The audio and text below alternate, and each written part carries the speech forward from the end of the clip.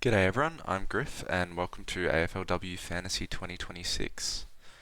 I wasn't going to make any AFLW videos, but I asked around and got a few good responses, so I thought, why not put out some content before the season starts? This will probably be the only video I make before the season starts, unless something massive happens with teams.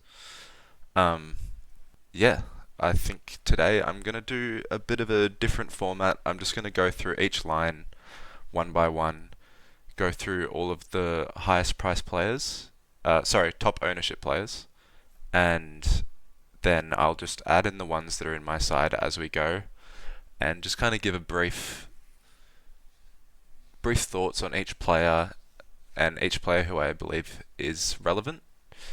So that being said, we will start in the defender line, and I'll sort this by ownership. And we can see the highest owned defender is Zippy Fish at 78%. I have seen a few people removing her from their team as of recent just due to some concerns around her. There was lots of strapping on her knee and around her leg, so I think you can fade Zippy Fish, but I'm not going to be the one who's going to do it. She is very much in my team.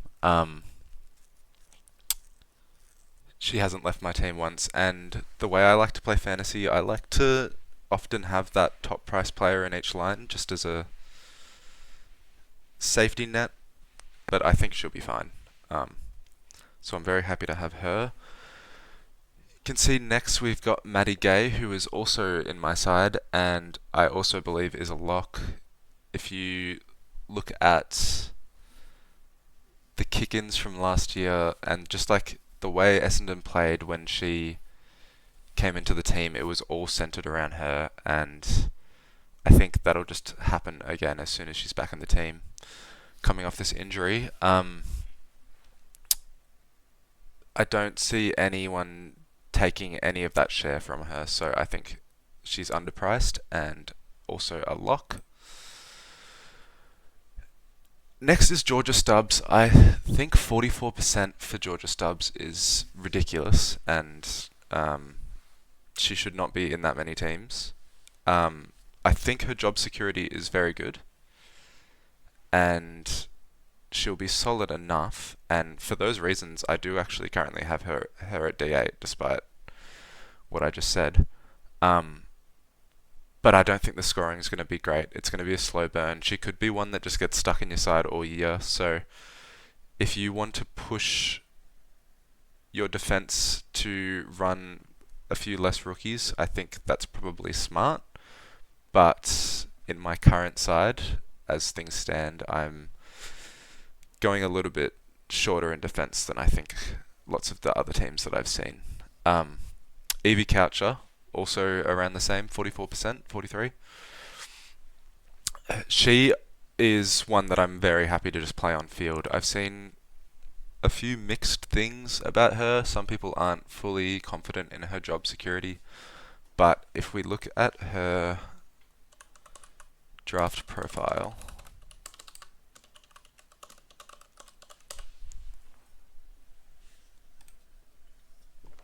you can see that her numbers are incredible. She played Waffle the last 3 seasons as a younger player and has averaged around that 20 touch mark, 5 marks, and 3 or 4 tackles a game all the way throughout. And I think she is going to be a very solid on-field scorer for us. I think it'll partly depend on who Geelong are playing, because there are some teams who are still really struggling, and in those games that they're playing those kind of teams, maybe she's one that you can bench, but I've got her at D6 at the moment, so I'll shift the players into the positions I've got them. Tilly Lucas Rod at 40% is one that I think is just a lot of auto pick teams. We saw in the practice match that they were playing at half forward, and that's a clear no-go on that pick. So They're the first one who's definitely not in my side. Next is Daisy Darcy, who is 35% owned, and I understand why Daisy Darcy is 35% owned. I don't hate Daisy Darcy as a pick. She's priced at 53. From what I saw in the practice match, I still thought Niamh McLaughlin had the lion's share in that back line. And yeah, her TOG was low, which was also a bit worrying. So for those reasons, she's not currently in my side, and I don't see her going too much lower than her price, but I think she's kind of priced at what she'll do. I could very much be wrong, and if there is a big injury in that back line, I think she's one who I'll look to get as soon as possible. But at this stage, I'm happy to fade Daisy Darcy. Crane is another rookie option. I think if we look at their draft profile, similar scoring profile to a Stubbs, so not terrible, but definitely lacking. Yeah, 15 touches a game in the waffle. The fact that she's got those reps in the waffle is impressive, and I don't hate her as a pivot if Stubbs or one of my other rookies gets injured and she looks good. But at this stage, I've got her in that same kind of bucket, and I'd prefer to go for the more mature age player. We can say Stubbs is 21, and Crane's still 18. So I'm just fading her for now. I don't think it's a disastrous pick, but I think we want to minimize these low-scoring rookies as much as we can. Tani White is next, and I think this is unders on her ownership. I think it could certainly be our D1 this year. I just noticed she was taking almost every kick in the practice match, and if we look back to last year, you can see she took less than 20 out of 80 to 90 kick-ins. So if there's room to grow on that 81, this could be a potential D1. Collingwood have a great fixture for defenders early on in the season. I think this is the biggest lock in the backline this year. Charlie Thomas is one who we've seen go higher than 65 in the past. We've seen her do 70, 75 pretty easily. I think maybe with Swanson going back there, that took some of her numbers away, but we did see her play midfield in the practice match. She looked good in the role, but I just don't trust this pick. It just doesn't make any sense to me that your primary distributor off halfback would suddenly become a midfielder. If it does happen and she plays the role well, then she could be an upgrade target, but I don't think she is value enough that I'm worried about not picking her. Heads, on the other hand, is one that I am kind of worried could get away if I don't put in my side, and she is currently sitting at D4. Took every kick in the practice match. Obviously, Brooksby wasn't there. If we look at Port's kick-in breakdown from last year, Brooksby takes the large majority of kick-ins at Port, and Heads second. I think there is room for improvement on this. We can see her role was a bit different in the first 4 rounds, wasn't getting as behind the ball as much, and the scoring reflected that. And Port looked better this year. I think she's going to do closer to that last 5, around a 70 average. And I think she's just a very solid defender who I am pretty confident can be top 6. Egan is one who would have been nice, has great numbers. If I just pull those up.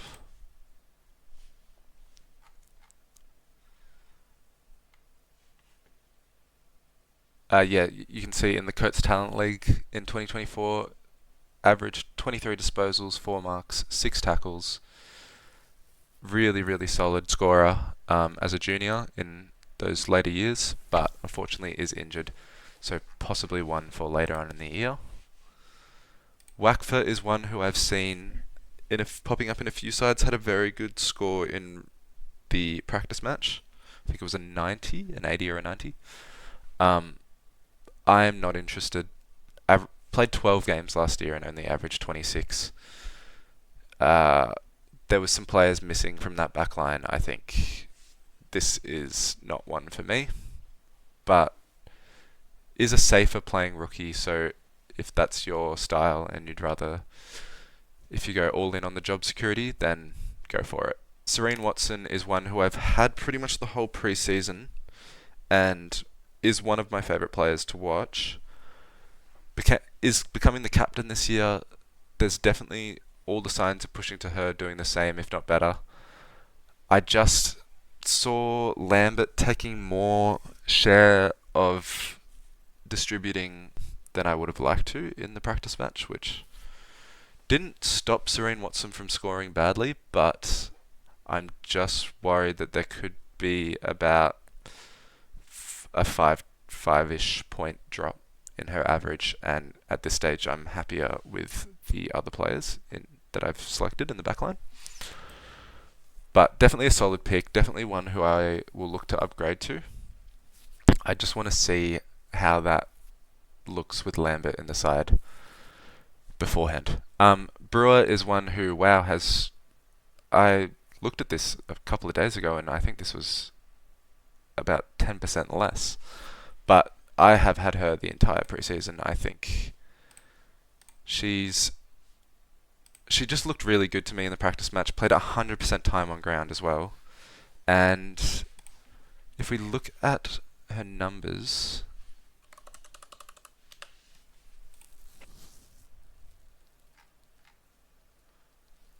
only played the one VFLW game in 2024, and did pretty well. 18 touches, 7 tackles. So this is a bit of an unknown. Doesn't have the best numbers as a junior, but I'm just backing someone who's not a first year player, and I just really liked the look of in the practice match, and it's more of an eye test pick really than anything. Who knows how she'll go? There is plenty of pivot options, so I'm not too worried about that. And yeah, I've got them at D7 with the emergency on at the moment. And then my last defender is the next highest owned one, which is Chantel Amundsen. I think this is a pretty easy pick. I reckon she looked like she was slotting right back into that role that she always plays. I think she'll do somewhere between 50 and 60. Priced at, I don't actually know what she's priced at, but I think there's at least 10 points of upside there, and this backline isn't looking as solid as we would have liked, so I'm happy to lock in Amundsen. I don't think there's any chance she'll leave my side. And just a few more that I am interested in. O'Hare, I understand the pick with Chaplin out for a little bit. High draft pick, big raps, and I could see her outdoing that price by about 20 points in the first couple of weeks. I just don't know how long Chaplin's going to be out for. It could only be the first 3 rounds, and then she might be back to that 35 average. So at the elevated price, she's just not one that I'm going for at this stage.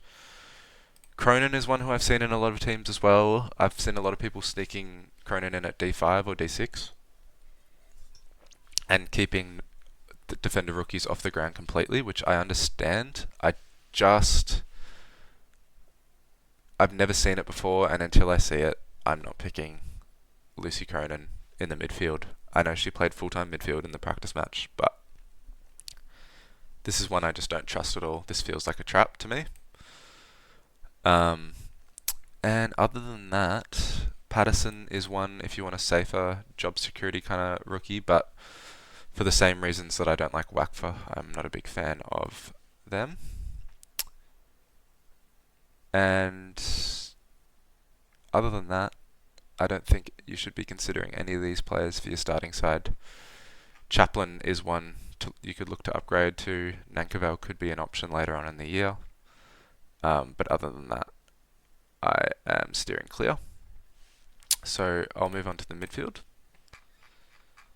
And at the top, 80% owned, Ebony Marinoff is probably the easiest pick you'll ever make. Just very solid captain option, probably going to captain every week. And 80% isn't high enough. I've currently got Ebony Marinoff at M2, which gives away who my M1 is, but she is the next highest owned player on the list. It's Laura Gardner. Recent reports, she's been dealing with a hip issue. Should be available for round 1, but hasn't had a fully uninterrupted preseason. I wish there was more information on this report, and until there is, I'm just putting her in and watching her in round 1. I would much rather trade her out after seeing her not look good than fade her, watch her just look like Laura Gardner in round 1, score 1 for 40 for the first 3 weeks, and then I can't get her in for the rest of the year. That's just not something I'm willing to do. I am a risk-averse player, so I've got Laura Gardner at the moment, but one I'll be watching closely. The player out of the big 5 mids that I have chosen to fade is Ash Riddell. I just think this was her kind of max last year. 120, I think she'll be very consistent. I think she'll stay at least 110, 115. I just think there's the most chance of being able to pick Riddell up later on in the year for a cheaper price as compared to these other big mids who I just think can go on those devastating runs that kind of ruin your season a bit more. Like even Bowers, who I'll talk about later, I'm more worried about fading Bowers, even at 34 years old, than I am about Riddell. So, no Riddell at the moment. I'm ignoring the mid forwards for now, but I will come back to them in the forward line. Garner is my M3. I think there's meat on the bone. She had an injured game last year. Is probably the best player in the AFLW, and I'd rather just lock her in and be done with it for this season. So Garner's in there. I do have Noffy and Gardner as my C and BC. That's probably going to be most weeks, but I won't go into round 1 specifics at this stage. The next highest owned player is Sunny Lappin at 54%. I think I'm very happy to field Sunny Lappin. I've got them at M7 at the moment, which is probably riskier than I've seen a lot of others going. I have gone very guns and rookies with this team, so there is a chance that, there's almost a 0% chance that my team stays the same before round 1, but I think it's really going to depend on what rookies we get. If we get all of these rookies, then I'm just going to go for it, but there is a good chance that I have to restructure, maybe add an extra couple of mid prices into the team if the rookies aren't there for us. So at this stage, I'm assuming that all of these rookies are going to be named round 1, and when they're not, that's when I'll come to it. I've got Bown at M8. I think these two are probably the best 2 rookies we have in the midfield. They just both have ridiculous numbers, particularly Bown. Let's see, Lappin has averaged 23 touches in the Coates Talent League last year and 25 in the under 18 champs. So just a pig. And Charlie Bown is just even more of a pig. Oh, sorry, Chloe. Why am I saying Charlie? 29 touches in the Coates Talent League, 27 in the under 18 champs, 5 tackles, just all of the numbers that we need to see. Won't get as much midfield time as Sunny Lappin, I don't think, but I don't think it'll matter too much if she's rotating in there a bit and playing higher up the ground. So those two are locked in. Ella Roberts is one who I really like. I really like her early fixture as well. I just don't think she has the ceiling that some other players have. You can see her high score last year was 126. I am scared of those players that can just string together multiple 150 plus scores over like a 3 to 5 week period. And they're the ones who I am prioritizing at this stage, because if you don't start those players, you cannot get them later on in the year without completely ripping up your team. And that's the only reason I don't have Roberts. I think she's pretty close to a lock for top 8, top 10. And I will be looking to upgrade to her as quickly as I can. Usher at 37% is probably too high, but with lack of better information, I do currently have her at M9. This is just kind of as a bit of a placeholder, but also out of a slight concern that she will just do what she has done as a junior, which is rack up disposals. Missed all of last year, but we can see as a under 16-year-old, she's averaging 20 touches in both the Talents League and the under 18 champs. Can only expect that to increase if she had have been able to play in 2024 and 5. There's just a bit of unknown there. She didn't look great in the practice match, and I kind of expect that I will be trading her out early on in the season. But on the chance that she did get mid-time still, and on the chance that she just looks incredible, I am too scared to fade at the moment. I've also got Yerbury, who had at M6, sorry, M5, no, M6, on field at the moment, which is definitely controversial. I've seen her not in teams at all. Has a wing role. It's not the greatest role, but she's a good player, and her junior numbers weren't quite to the same standard as those other players that I mentioned. But 24 touches in the Coates Talent League, like 6 tackles. That's just as good, if not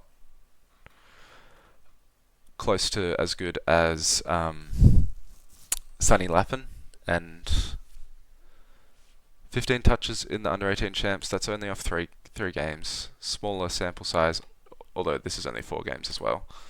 But it's worth keeping in mind that there's not always a large sample size in these numbers, so can't take it as gospel as I'd like to. But yeah, on a wing role, I'm just happy to put her there for now, and I've just got more confidence in these midfield rookies to give me like at least a 50. And I feel like I can make up the scoring elsewhere. I don't think the mid prices, at least in the midfield and the back line, are as good as they could have been. So I'm going guns and rookies at the moment, and as I said, when the teams come out, this may change. Quigley is who I've got at M10. I think Quigley's a lock. Played a wing role as well. Maybe a bit of half forward, kicked a couple goals. Just that's an eye test one where I think she's got what it takes. Kind of came out of nowhere, but yeah, definitely was super impressed with Quigley. Row bottom at 18% is also one who I just want to see before I do anything with her. I think she could be underpriced, but she could be overpriced as well. We haven't seen her with Hatchard. We haven't seen her with all these new rookies in the side, and she's coming off some sort of injury. I think just maybe some soreness. There was something else that I'm not remembering. Um, but yeah, just one I'd rather wait and see on. Elise Parker, I do have in my side at M5. Is the only midfielder that I have in my side who is not one of the top priced midfielders. I think she's close enough to the top 10 that it's kind of silly not to start with her at the price. Priced at like, I think it's like high 70s, low 80s. So very happy to just put her in there, and hopefully she's just a hold for the whole year. Russo is a rookie who has good numbers, not quite up to the standard of those other girls that I've mentioned, but around 20 touches in the waffle, which is like super impressive against bigger bodies. We just saw her get concussed in that practice match, and her role wasn't great either. I think this is one who I could see myself trading to from Usher. If Usher looks really bad and Russo gets up for round one and looks really good, I could see that being a move that I have to make. But at this stage, it's good to just have her as a pivot option there, and I'm pretty happy with that. Bowers at 13%, which is crazy low, but I could just be romanticizing this pick.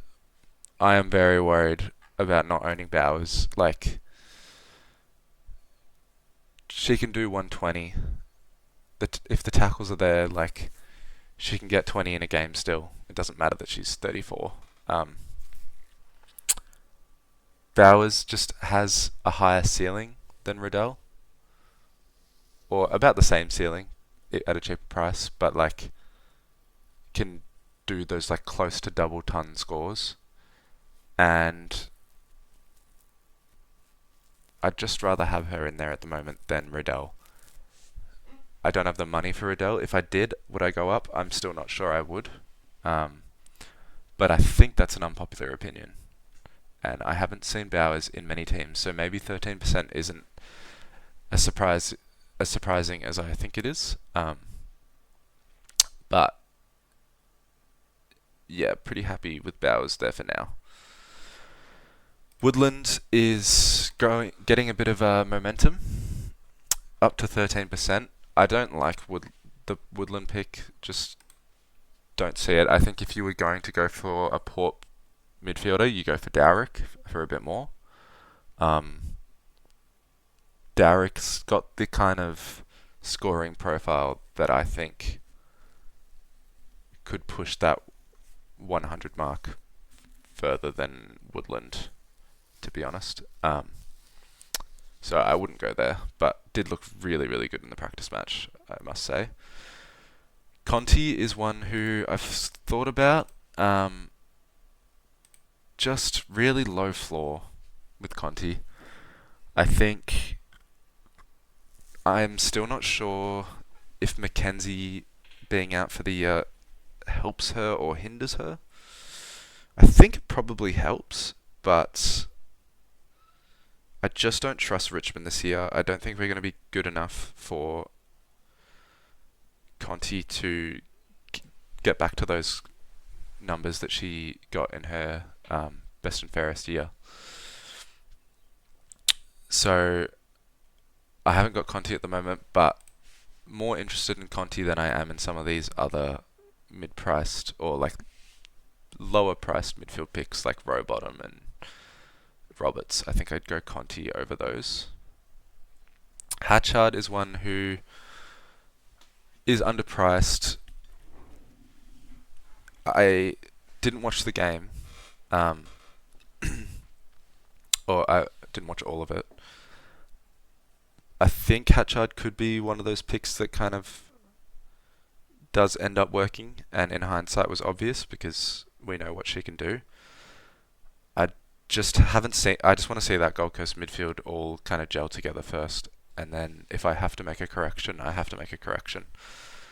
But at this stage, I just don't trust it after what she put up last year, and she didn't look fit last year. So maybe I need to go back and watch her again, see how she looked properly. But at this stage, I'm happy fading Hatchard. Whitford is one who was just locked in my side before the practice match, but seemed to kind of be the fourth mid. Also had some low tog, which is concerning. So I've gone off Whitford for now. It's worth watching the role in round one, because I think this could still be a disastrous non-own. If she does get that super high CBA role. But at this stage, I'm just a bit too worried about that role.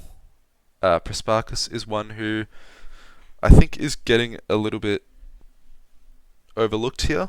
You know, she's one who we know can hit that triple figure average mark.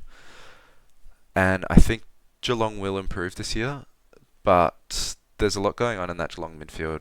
You know, we saw Bowen come in, or Bowen, and I just don't think it's going to be the same midfield as we've seen, and I want to see it first, as I've said with a lot of these cheaper midfielders. And other than that, if Schleicher was a forward, I'd be interested. But Gabby Newton, I've seen in a few teams. I understand it. She did finish last year very well, but not my favourite. I don't think Freo are going to get that much better. So, and then all these players, you can pick them. Purcell looked really good in round 1 and 2 last year, but I think it's important to just reduce the number of trades that you're going to have to use in the midfield during the season. And I'd rather jump on some of these people when they're super underpriced than start them at their ceiling now. You could argue some of them have 5-10 points of upside.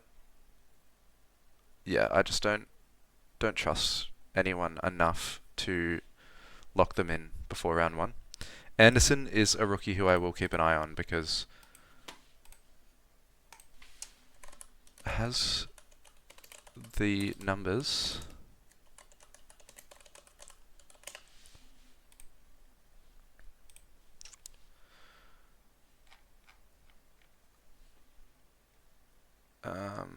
Yeah, 20 touches in the Coates Talent League. Played some midfield for Freo in the practice match, but probably not a pick.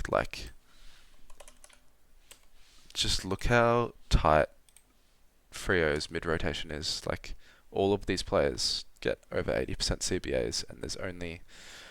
East is gone now. I don't think Gabby O will get any time. I think Hayley Miller could, but I just don't know if there's room in there until an injury. So I think she's just one we have to upgrade to later on in the year. Downgrade to later on in the year. And yeah, there's plenty of options in the midfield. I just don't really like any quite enough to consider. So I will move on to the rucks because I am kind of rambling on a bit here. Schultz is the highest owned ruck for good reason. She's still only 21. There's plenty of upside still to go. I think she can improve that average. And I understand why she's the number 1 owned ruck, but I've gone with Strom. I just think I just like the tackles with Strom. I prefer to have someone who has that tackling floor. And it's also that thing where I'm really happy to kind of go for the higher priced one, so I can see how things shake out a bit. This is definitely unpopular. Um, Picking Strom over Schultz, it's a bit like the flirting versus harassment meme. Yeah, people are people are not about the Strom pick this year, which I think has more to do with how big everyone is on Schultz. I just, I don't know. I trust Strom more. I also think Strom, I think Strom has more potential to getting to those like 105, 110 numbers than Schultz does. Um, Started last year a bit poorly, and I think that was just like a little lapse. I think Strom is a 105 to 110 ruck, and I just don't think Schultz is quite there yet. Hose is at 43% owned. I'm not even sure if she's going to play round one, and doesn't hasn't really shown anything before. Uh, Davies is a complete lock in my opinion. Should be in every side. If we look at her junior numbers.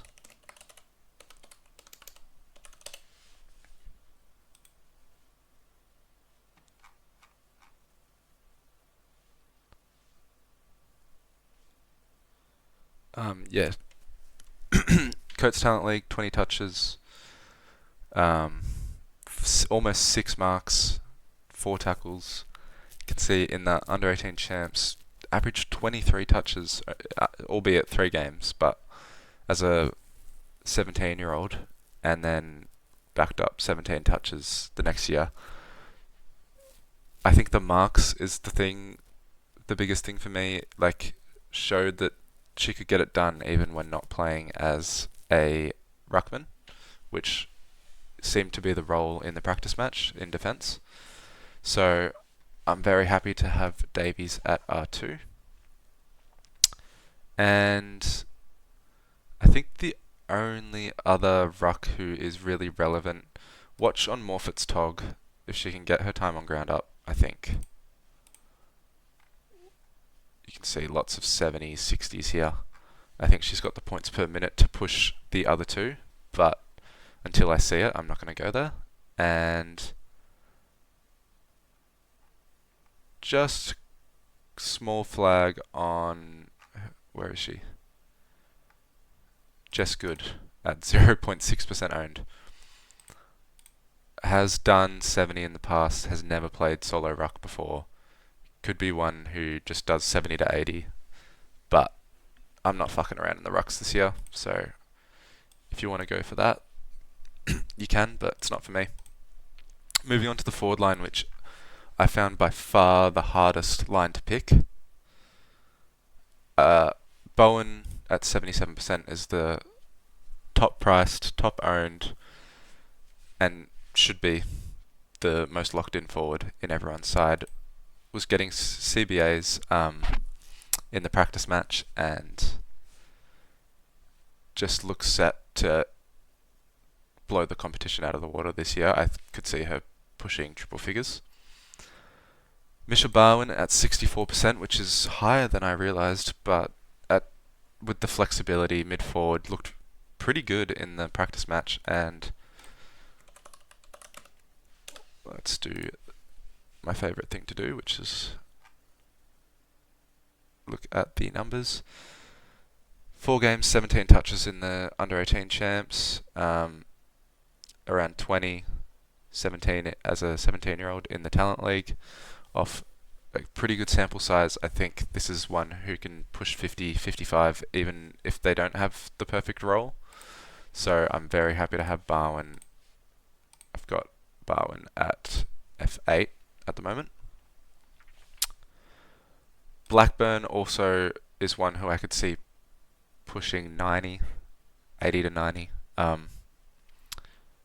Just with more midfield time, She looked so good in the practice match and is just a known scorer.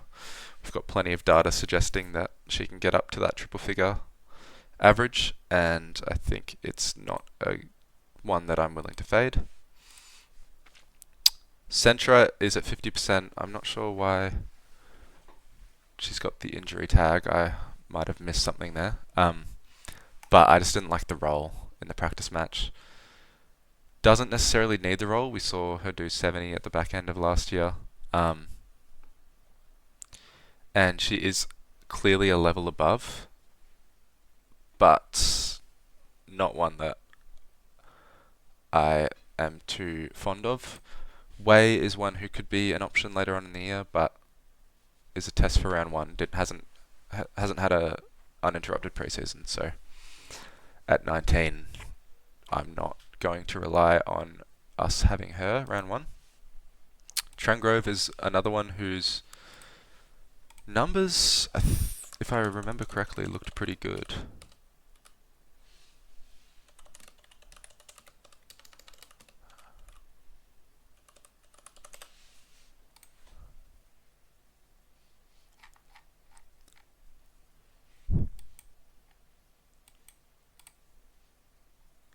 Yeah, wow, 25 touches in under 18 champs last year, and played 13 games in the SANFL, averaged 16 touches, which is very solid. 5 tackles as well, which we love to see. But just didn't look ready for it. Didn't have the role in the practice match, and one who could come into it later on in the year, but at this stage didn't show enough for me to pick. Too good I do have at F2 at the moment. I'll swap that with Blackburn. I think there's a little bit of meat on the bone, but I think it's a pretty safe floor at 73. I have looked at moving Too Good out. She's the one out of all of the forwards that I'm about to put into this side who is most likely to leave my team if I need some cash. But at this stage, pretty happy to lock her in there. I'll show a kind of in what situation I might pivot, and the kind of structure that I'm looking at if we don't get the rookies that I first hoped, especially in the midfield. Ash Richards didn't have the role that I wanted to see. I think will be a solid scorer. Probably can do 55 to 60 at least. But I want to see that same role, and I did see that in the practice match. I saw a few others in front of her, so I don't know if we're going to get this same level of scoring. And it was a very small sample size when we did see it as well.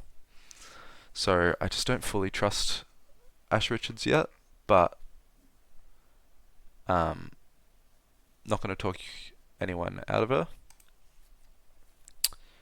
Hodder is one who I'm super confused about, and both Hodder and Mullins are very confusing to me, who I'll get to in a moment. Not sure what made them suddenly explode in the back end of last year. You can see Hodder averaged 90 over their last 5, which, look, Hodder's a gun, but there was no real change in role for Hodder, like some higher CBA games here and there, but like even over these back 5, not much mid-time. And she just exploded. Maybe it was a fixture thing. Same thing with Mullins, like 20% CBAs for both of them over the year. Mullins did get some more mid-time at the back end of the year, which would have helped, but they both just exploded to a level that I didn't realise they could do. We can see it was about 90 over the back end for Mullins too. I don't trust it. I didn't see the role that would make them like must picks, and I think they could both just be priced highly from a good run last year. I'm going to keep an eye on both of them. I'm going to keep a close eye on Brisbane games in general because I'm still a little bit perplexed over what happened over the back end of the year. If anyone has any other reasoning that they can think of, definitely let me know. But I will be avoiding Hodder and Mullins for now. Harris is one who I do have at F4. Harris did really well last year, playing as a key forward. Same role again. Looks like she'll improve. Looks like Gold Coast will improve a bit as well, so I understand why everyone's going there. Not as crazy about the pick as everyone else, but she is priced a bit higher than some of those other options that I'm looking at, so I'd rather go with Harris for now, and I just feel like I could be made to look pretty stupid if I fade Harris this year. So that's where I'm going at the moment. Do I trust it fully? No, but I'd rather start her and move off if I'm not happy with how things look, rather than the other way around. Gaunt in 30% of sides, I don't know what this is. Definitely not a pick. Do not pick Gaunt. Young, though, I think is close to a lock. Just some of the more impressive numbers we've seen from a junior. Only got to play a few games last year and looked shaky, but was coming off pretty serious injury. We can see bottom ager in the sandful, averaging 23 touches and 5 tackles is ridiculous. 4.5 marks as well. So we can see 7 marks in their 3 games at the under 18 champs. 33 touches in 2021 as I'm guessing like a 16-year-old. 8 tackles, like ridiculous numbers. So even though she's playing high half forward, I think she can do 50 to 60, and if she gets any mid-time, I could even see her being a keeper, but I don't think that's the way that Port plan to go at this stage. But very happy with Young at my F6. Mullins I've already spoken about. Malloy I think is overpriced. Definitely one I'll look to upgrade to as soon as I can. But won't get much mid-time, is more of just a similar to a Too Good and a Harris and a Young. She'll just be involved, even up forward, in everything that those teams do. While Murrins is not a pick either. Obviously, number 1 draft pick, so 20% makes sense, but will not have the scoring to justify at that price. Charlton, I think, is probably the biggest lock out of the forwards for me, outside of maybe Bowen. Just looked like the second mid behind Marinoff in the Pracky, and I think can pretty safely do 70 to 75 this year. So 15, 20 points of meat on the bone, and very happy with her at F5. She will not be leaving my side. Cox, I just don't know much about this pick and didn't really like the look of the role in the practice match. Fitzpatrick is also one I just don't know too much about. Finished last year okay, just had a good year, but I think maybe overperformed, and would probably need to get like a proper midfield role if we were to see this become a pick. Elaine Grigg is one that I've seen getting some traction. I think this is just a preseason trap. Think she'll do about the same as she did last year, maybe even a bit less in a Bulldogs side that's going to struggle. Slocum is my F7. Very happy with Slocum there at F7 for now. Just looked solid, looked like she can do a 50, 55 on that wing for West Coast. Skepper I've also seen in some sides. I prefer Slocum. Skepper is a bit pricier, and I think I preferred Slocum's role. So that's the way I've gone for now.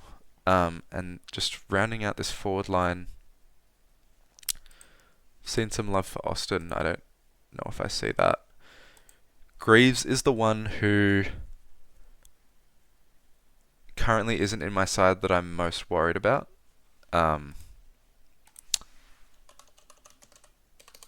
Just has the numbers that could be devastating if you fade her. Now that Mackenzie's out, because her role didn't look amazing. It looked decent, but not amazing in the practice match. With Mackenzie being injured, I think this could be like a top 3 CBA role. And I could see her going 70, 75, like along with Charlton, if she gets that proper share. Flag is that Richmond look shit, but like 28 touches in the under-18 champs, 30 touches in the Coates Talent League, averaged 50 odd fantasy points. I think it was 52 or 53 off not the like best role last year in a pretty shit Richmond team. I think this could be one of the best picks of the year. Could be the ticket.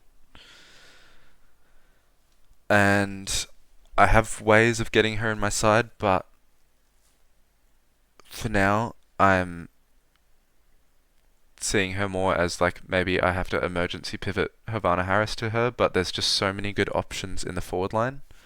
And the only thing I've played with is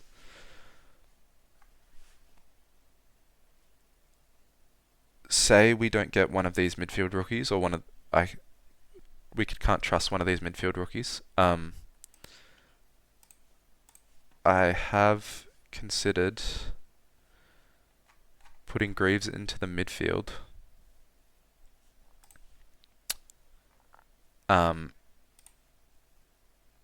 And then picking let me just sort by Richmond players. Picking a Yasir at D6 and moving Young at F6 and moving Young to F5. This looks good for sure, but like I just don't trust Richmond this year, and I don't see how we're good enough for these two to... I mean, I guess we don't need to be if they've got the role in the midfield. Yasir had plenty of CBAs in the practice match, although hasn't shown a great scoring pedigree over the years. But yeah, Greaves is one who I'm just really, really worried about, and feel that I kind of maybe do have to force her into the team. At this stage, I'm sticking with Yerbury and Usher, but it's definitely heavily under consideration switching up that structure there.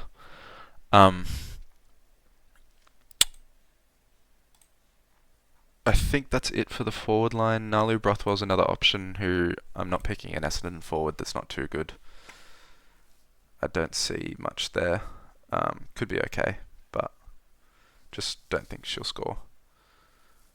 Gould actually is one who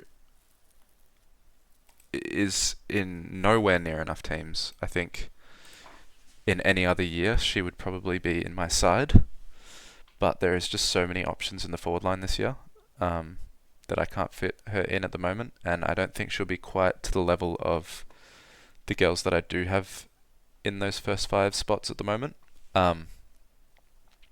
But definitely a good pick, and could be a consideration. Maybe I should be moving one of my forwards into the midfield.